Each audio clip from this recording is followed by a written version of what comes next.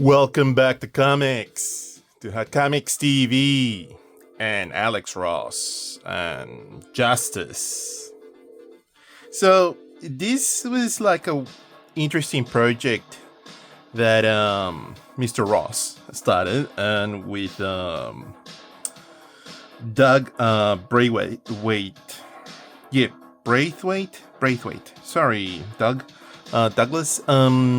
So this mini-series, Alex Ross kind of took the reign on it and got Gene Krueger to come in and just sort of like clean up the script, I guess. And Alex just sort of went all down to town and ended up writing the whole thing. This is a pretty easy, affordable trade paperback. I think it's pretty available. I bought it a while ago, but I know that there's an ultimate edition or something. I'm not too sure. I kind of have dropped the ball with this one, but like, you get these and then you get beautiful panels like these. I mean, this is absolutely immaculate. It's Alex flexing his illustration skill to do this sort of material, right? To do the comic book hyper realistic sort of work. That's, as you all know, I think I've mentioned this before, even on the Justice League. Earth X? No, what am I talking about? On what do you call it? Kingdom Come. On Kingdom Come, he sort of showed that, and in the Marvels, how you could produce commercial illustration in a comic book environment and sort of bring that sort of reality to what do you call it, to these properties. The Marvels was a very good example of that. I think he had done a Terminator series before that, and then later on he got the Marvels, and then obviously Kingdom Come was the thing that cemented his fame. Now, why this is interesting to say about the work that Alex has done on this one is the fact that he's got someone else to do the pencil work, but again, Alex has already set up a library for these characters and the look of how and tone, how the panels and how the characters are supposed to look like on this universe that Alex has constructed and has created, right, since its conception of Kingdom Come. And here you can sort of see that Doug Braithwaite. Sorry, Doug again. He's sort of following that library really much to a conscious level, where he's breaking down all the panels in the same way that Alex would sort of break it down. So that's why it's so interesting to see a project like this. And Alex is not the first artist or commercial illustrator to do that. I mean, a lot of commercial art is done in that form, where you would have assistants, and the assistant will make the work look very similar to what you would do in the final project, right? So this is what's happening here. So it's interesting what Alex is doing here and accomplishing with this work. And you can sort of see it there with Wonder Woman. I mean, it's one-to-one to almost what he would do. And wow, crutch view. Nice. Anyway, let's continue. With this story, again, it's also a pastiche. I don't want to sound nasty or anything, but it's kind of like a pastiche to the 70s. Alex is it's a child of that era of the 70s, and you can sort of see that he's bringing on all the knowledge that he has from what he call Justice League and all the comic books from that period, and it's quite faithful to that mythology, I guess. That's the best way to put it. So yeah, we got a world and a universe that's pretty much based on that, but it's not in the DC universe that we all know. This is a romanticized universe that Alex Ross has constructed, so it's on the Alex Ross universe. Obviously, this is outside of that, so, or what if, maybe, if you want to call it that. So, So from what I remember from the story was that the what do you call it, the League of Doom or Evil or whatever these bad dudes are, they're all having bad nightmares. They're all having bad dreams. And this Cheetah and some other characters out of the pantheon of villains are having bad dreams about Superman and the Justice League. Coming to terrorize them. So, yeah. Black Mantis, I think, is that dude here. Yeah, he's one of the main characters, which is a super, super cool character design that is being implemented here in this series. The work again is immaculate. It's one to Alex's what do you call a character design and illustration method, but it's pretty much that. What do you call it? Commercial illustration, and it's a throwback to what do you call it? Old technology, if you want to say that. With the gadgets and weapons and everything else. It's kind of the timeless sort of like design or concept. Beautiful work. Pretty much why I got this was because of the art. And at the very beginning, I didn't think that he had assistants. It wasn't until I started reading, I went, huh? What, he's got someone else? And then you start sort of see the ticks from the other artists, because some of these, even though it's got that sequence and that tone that Alex Ross does, you can tell that some of them, I don't know, it's a little bit more rigid.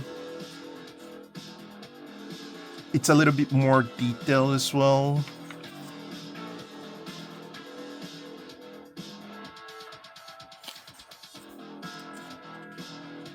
But because Alex is doing the rendering with wash, acrylics, and everything else that he applies his illustration with, it makes it his, right? But you can see that it's a collaboration after all.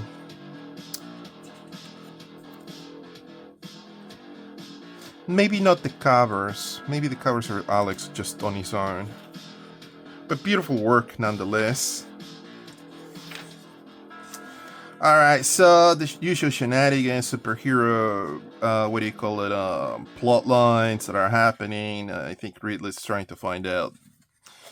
I don't know, he's still suffering from the, what do you call it, from the Wayne Enterprises. Obviously, Batman comes in after him and kind of captures him, sort of thing, and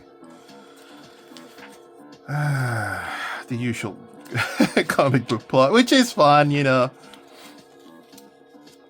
And there's like an interesting take out of this, because the villains are kind of like doing good deeds, and it's an interesting plot that Alex has come up with. So it's cool.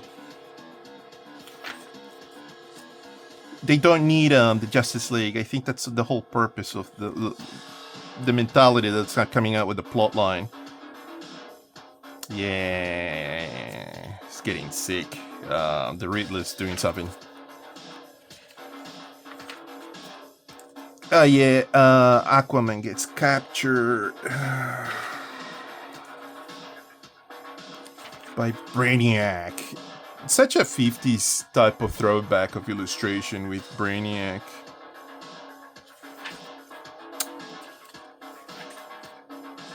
Anyway, I remember hearing a little bit of a backlash to these, or like all the critics not receiving this too well. I think that as a throwback, and for someone that grew up back in the 70s, this would have been ticking your your boxes. I love this because of the art. The plot, it's comic book plot stuff, so I know what I'm getting into, and I think that this is cool. And I give praise to Alex for doing this sort of work as well. It's like the Fantastic Four work that we saw on the other book that he just recently did, and that work was amazing. I mean, it's a throwback to what Jack was doing. So, yeah, this is awesome.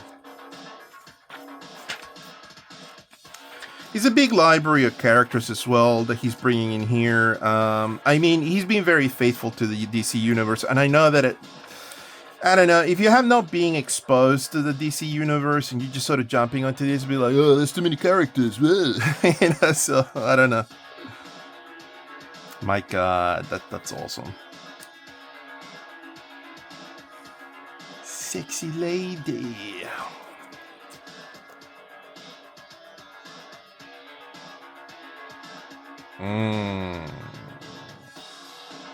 So the Green Arrow and the Black Canary. Right.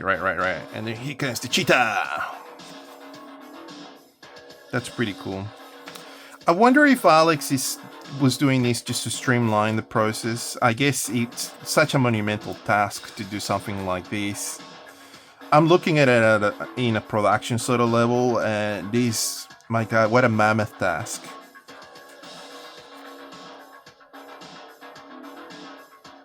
Yeah, Bizarro Superman.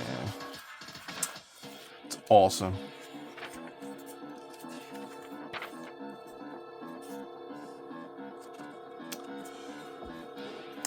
Anyway, let's speed things up. No, when I see this book, I feel like I'm watching like a show from the 70s, late 70s sort of thing, mid 70s. And it's like I just got like some sort of film and I'm like, okay, cool. That's what I feel like when I'm looking at this. Something that's before my time. And it's awesome. Shazam. It's a little bit of a throwback to Kingdom Come, I guess. Luther's taking more of a stage in this.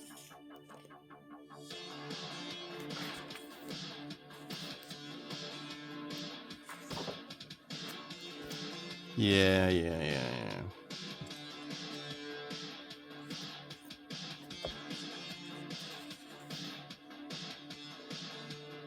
Oh, yeah. Superman goes to the sun to get recharged. You know, you gotta recharge those batteries, I guess. And the Lantern. Yeah, I read this a while ago. Poison Ivy, nice. I mean, that's a money shot, right? They could sell this as a poster. Just immaculate work.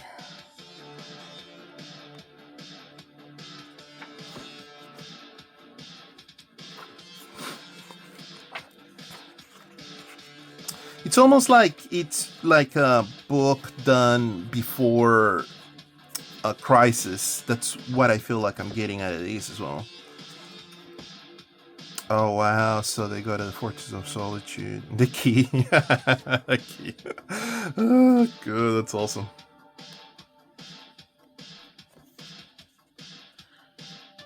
Yeah, Shazam and Superman. Oh, that looks like Christopher Reeves on that one.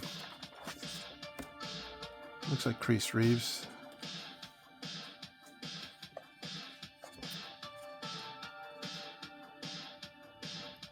Okay. Black Adam's in these. Right. Anyway, do I recommend this book? Do you like Justice League? Do you like Superman, Batman, and all the characters, all the classics? Do you want to be surprised by the characters that are coming into the story? If those are all yes answers, get this, because this is a lot of cool fun. If you're gonna read these for like a thick plot line that you're like, oh, I don't know, it feels a bit disjointed. Well, go read a book, like an actual book. Go read Don DeLillo, you know, or Dostoevsky or something. You know, go read an actual book. If you want to expand your mind. If not, if you want to have like normal comic book line, plot line, fun. Oh, Doom Patrol. That's awesome. Get this book because it's awesome. It's a lot of fun. All right, we'll leave it like that. There it is. Justice by Alex Ross and Doug Braithwaite. Sorry, Doug. And Jim Krueger. Awesome book. Anyway, thank you so much for your time. Please like and subscribe and all those good things. Till next time. Bye bye.